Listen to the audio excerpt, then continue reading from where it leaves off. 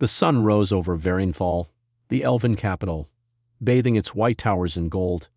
The city looked beautiful, but beneath its shining surface lived pain, silence, and chains.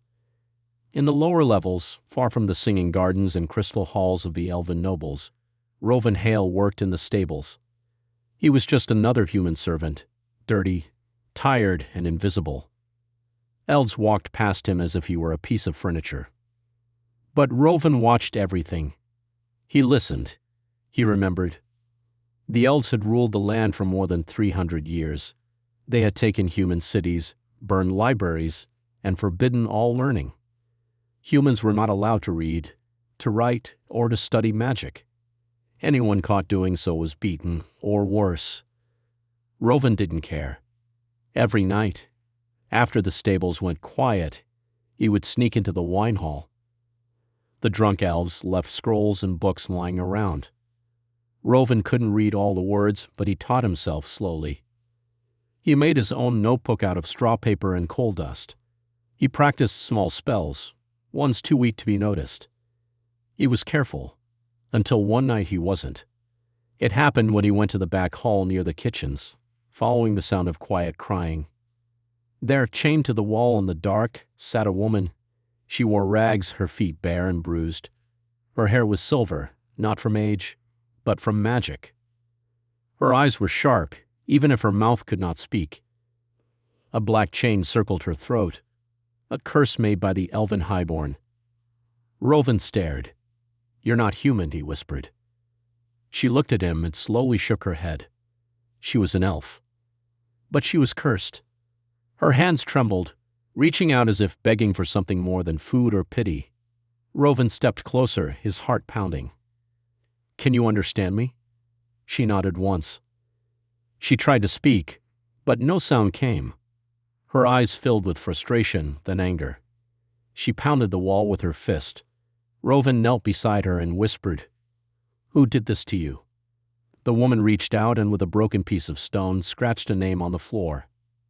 Alariath. Rovan knew that name. Prince Alariath, the Elven commander who burned Stonebridge, the last human school. The prince who laughed his books turned to ash. Something lit in Rovan's chest, a spark he had tried to ignore. He looked at the cursed woman and she looked back. "I'm going to get you out of here," he said softly. "And then we're going to burn their world down." In the dark underworld of Varenfall, the first ember of rebellion was born. Not from armies, not from spells, but from a human who dared to remember what freedom felt like, and an elf who had once betrayed her own kind for the sake of hope. Rovan ran through the tunnels beneath the city, the silver-haired elf close behind him. They had escaped the palace hours ago, but the danger was far from over. Elven guards were searching every street. Bells rang across the high towers, warning of a prisoner on the loose and a human thief who helped her. Her name was Dalrania, and though she hadn't spoken a word, Rovan could feel her strength. Even with no magic, no voice, and no power, she moved like someone who once held great command. They reached an old tunnel near the edge of the human slums. The stone walls were damp, moss-covered. Most elves never came down here. It smelled of mold and smoke. But Rovan knew the place well. It was home. He led her to a hidden door behind a broken statue of an old human king. Inside was a dusty storeroom filled with crates, old tools, and broken armor. A candle flickered in the corner. "This is it," Rovan said, breathing hard. "Not much, but it's safe." Velrania sat on a crate, eyes scanning the room like a soldier studying the battlefield. Her fingers touched the scarred skin at her neck where the black chain had been. Rovan had broken it with a pickaxe, shattering the magic seal. But she still couldn't speak. "I don't know how long we've got," Rovan said, pacing. "They'll search the lower rings soon." He grabbed a cloth and offered it to her. She wiped the dirt from her hands without a word. Rovan sat across from her. "Why did they curse you?" he asked. "What did you do?" Velrania looked at him. Her face was calm, but her eyes were full of sorrow. She picked up a piece of chalk from the floor and began to write on the stone wall. "I saved a child." Rovan stared. "A human child." She nodded. He let out a low whistle. That's it. That's why they punished you. Velrania added another word. Treason. Silence filled the room. Rovan clenched his fists. They think we're nothing. Just tools to use and throw away. He stood, walked to a locked chest, and pulled out a strange object wrapped in cloth. He placed it on the floor between them. It was a smooth, round stone with glowing lines carved into it. It pulsed softly with a blue light. I found this last year in the ruins beneath Old Cradle Hill, he said. I don't know what it is, but it hums when I touch it. And when I brought it near the guards, their magic stopped working. Velrania's eyes widened. Rovan grinned. We may not have armies or spells, but we have something better. He looked at her, fire burning in his chest. We have each other, and we have nothing left to lose. Velrania slowly nodded. The fire had started, and it would not go out. Rovan stood on the roof of a crumbling building in the slums of Varenthal. Below him, smoke curled through the narrow streets as carts rolled by full of metal, cloth, and food. None of the guards paid attention. To them, the slums were full of nothing but tired humans, too weak to rebel, too broken to dream. They were wrong. Beside Rovan stood Velrania, her silver hair tucked under a scarf. She wore a dirty cloak like his. From a distance, no one would guess she was once a highborn elf. Rovan pointed to a tall tower near the city's center. That's the Spire Vault. They keep magic weapons in there, blades made of glass and starlight. The elves think no one can steal from them. Velrania raised an eyebrow. Rovan smiled. We're going to prove them wrong. They climbed down and slipped through the alleyways. Waiting for them were three others. Jessa, a quick-handed thief. Torin, a quiet blacksmith with arms like tree trunks, and Milo, a boy who used to clean chimneys but now made smoke bombs from ash and powder. The guards change shifts at moonrise, Jessa said. That gives us 12 minutes. Plenty of time, Rovan said and clapped her shoulder. Let's give them a story they'll never forget. That night, while most of the elves danced at a moonlight feast, Rovan and his crew crept toward the vault. They used no magic, only tools made from scrap and tricks taught in the dark corners of the city. Velrania moved like a shadow. She didn't speak, but she didn't need to. She could read the guards' patterns and point out hidden traps. At one door, she traced a symbol on the lock and shook her head. Too dangerous, she whispered at last, her first word since the curse broke. Rovan grinned. You're full of surprises. Inside the vault, walls shimmered with magic. Floating swords spun slowly in the air, glowing faint blue. A crystal orb pulsed in the center of the room. Torin set up a mirror made of polished tin. Jessa tossed a smoke bomb. The magic lights flickered, then dimmed. Rovan rushed in, grabbed a blade of glass, and dropped it into a cloth sack lined with coal dust. The alarms never rang. Minutes later, they were gone, back in the slums. They gathered in the hideout, staring at the glowing sword. Velrania touched it carefully. This, she said, was meant to kill. But in your hands, it becomes a key. Rovan looked around at his friends, dirty, tired, hungry, but smiling. We don't need to fight like them, he said. We fight smarter. We fight as humans. And from deep inside the city of their enemies, the rebellion took its next breath. A sword stolen. A voice returned. A plan in motion. The elves still thought they ruled. They were wrong. The city was quieter than usual. Rovan and his group had returned with the glass blade, but their victory had brought new dangers. In a hidden room beneath the slums, Rovan sat with Velrania and the others. The sword glowed softly on the wooden table. Jessa paced nervously. The Elven Council will not let this pass. They will hunt us harder now. Torin nodded. We can fight them with weapons and tricks, but they have magic we cannot match. We need more than just courage. Velrania looked at the glowing sword, then back at the group. Her silver eyes held a new fire. We need to be smarter. We must use their own rules against them. Suddenly, the door slammed open. A young man rushed in, face pale. "Traitor!" Milo shouted, standing up quickly. "You're late." The young man held up a hand. "Wait, please. I have news from the city. The Dawn Guard, Elven assassins, are searching for you. They know where you hide." Rovan frowned. "Who told them?" The young man swallowed hard. "I did." Shock filled the room. "Why?" Velrania asked softly. "I wanted power," he said, voice shaking. "I thought if I helped the elves, they might spare me, or give me a place among them." Rovan stood, his voice cold. "You sold us out. We trusted you."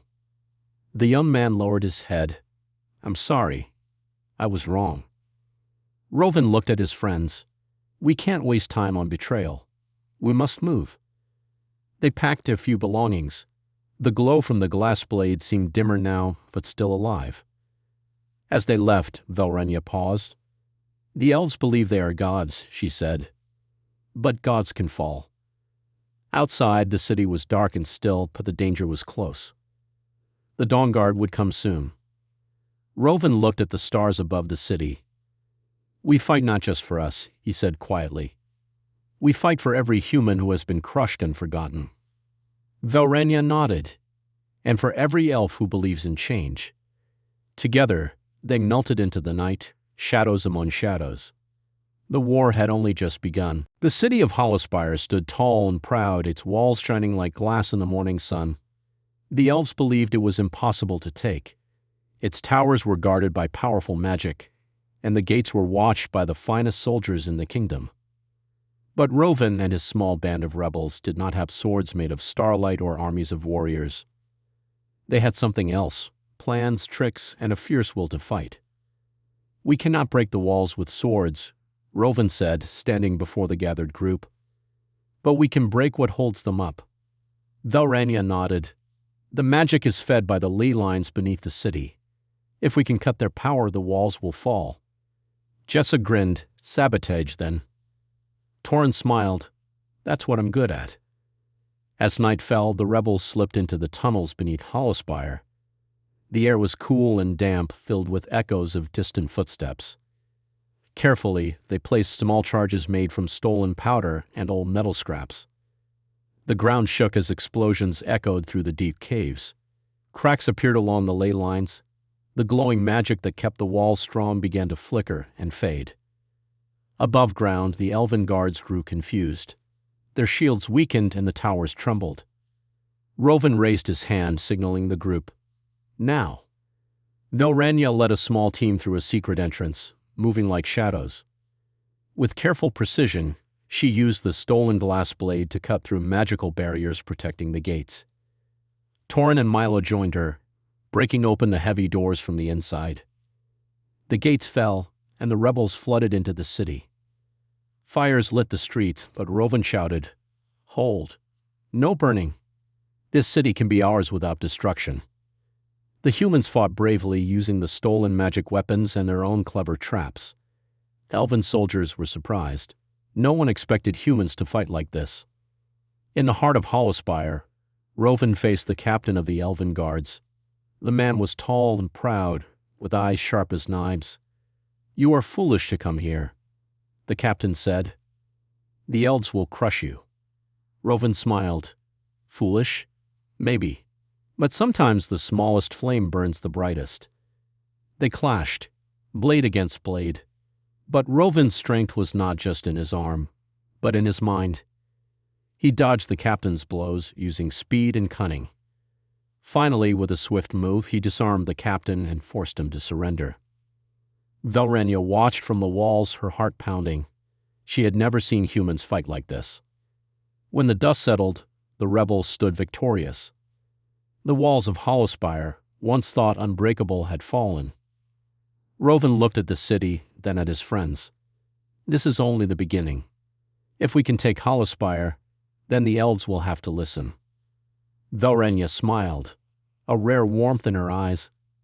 The fire beneath the ice is growing. The victory at Hollowspire had spread through the human lands like wildfire. People whispered of a new hope, a time when humans might stand tall again. But not all elves accepted defeat. In the deep forests beyond the city, the Elven High Council gathered in secret. Their faces were stern, eyes cold as winter ice. "We cannot lose more cities," the High Priestess said. "The humans grow bold, but they do not understand what they face." A tall elf stepped forward, Prince Elariath. His voice was smooth but deadly.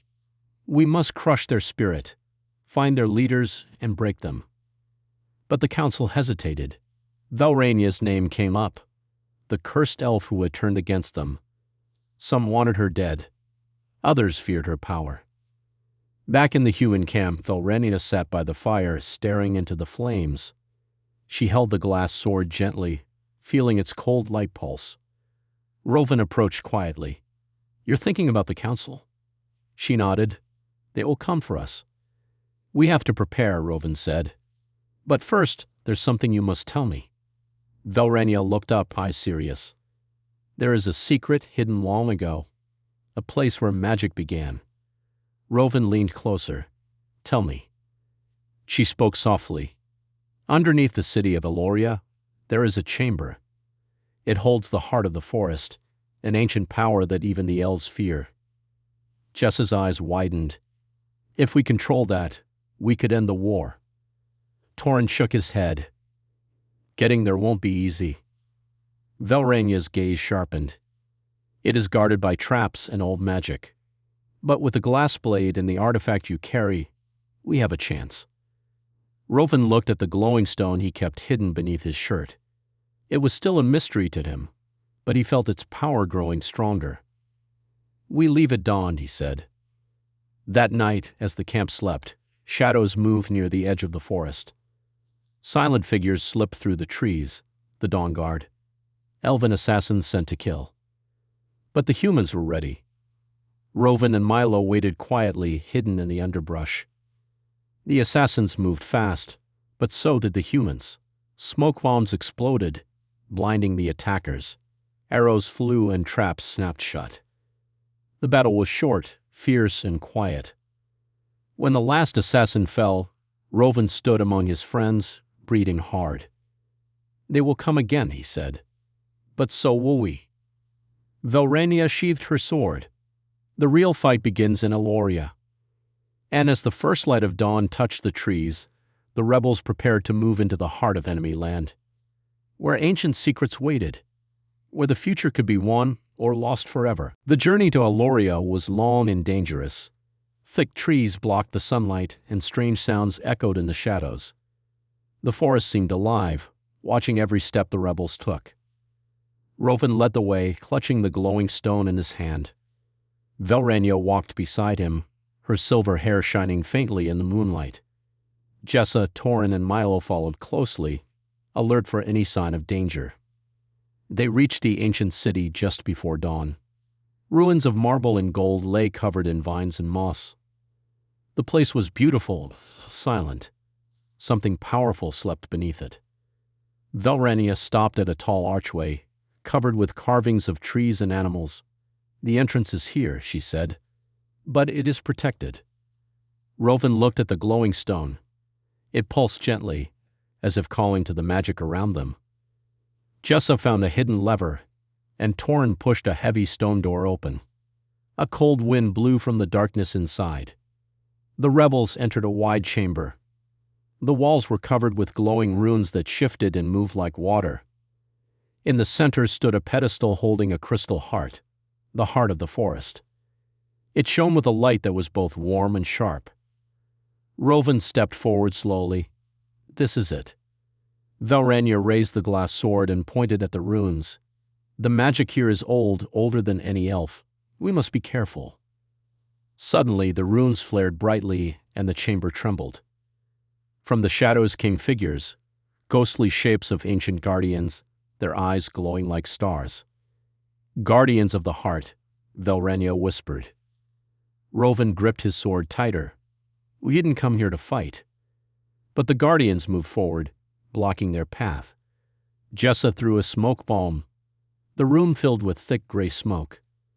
In the confusion, Torrin smashed the runes on the walls, and the guardians cried out like the wind. The magic weakened. Rovan reached the pedestal and lifted the crystal heart. The light spread through his body, warm and strong. Velrania smiled. You have the power now. Suddenly, the ground shook violently. The chamber began to collapse. Run, Rovan shouted. The rebels dashed through the crumbling halls, dodging falling stones and magical traps.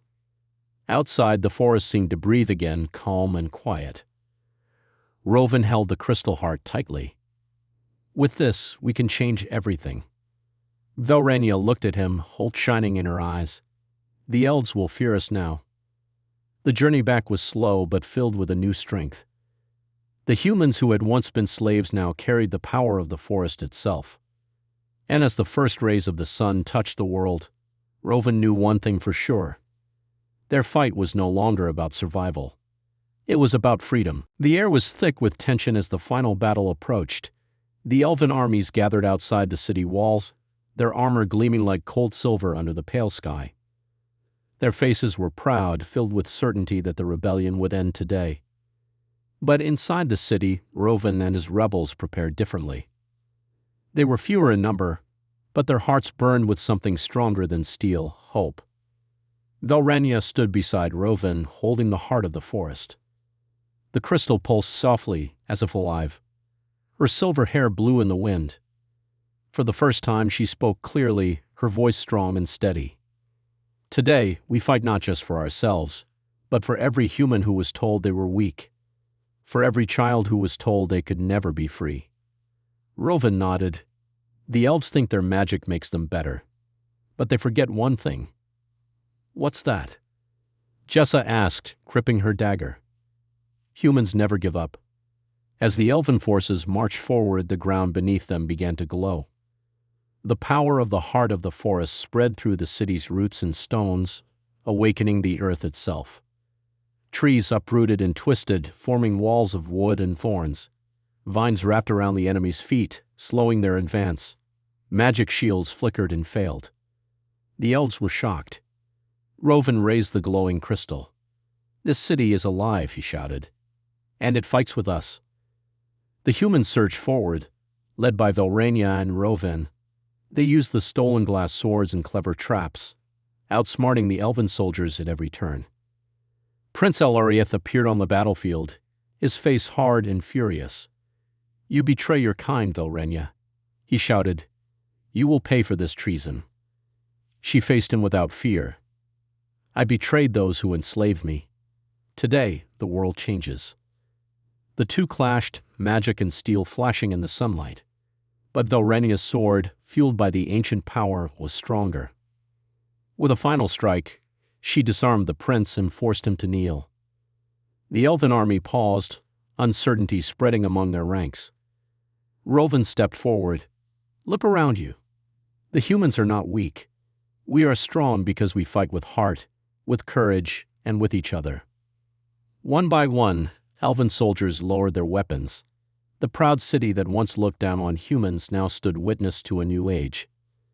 The High Council surrendered, and the curse on Velrania was lifted completely. Her voice returned, clear and powerful. We are not enemies, she said. We are a people who can choose to be better together. Rovan smiled, the weight of years lifting from his shoulders.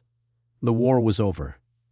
But the story of humans who dared to rise, had only just begun.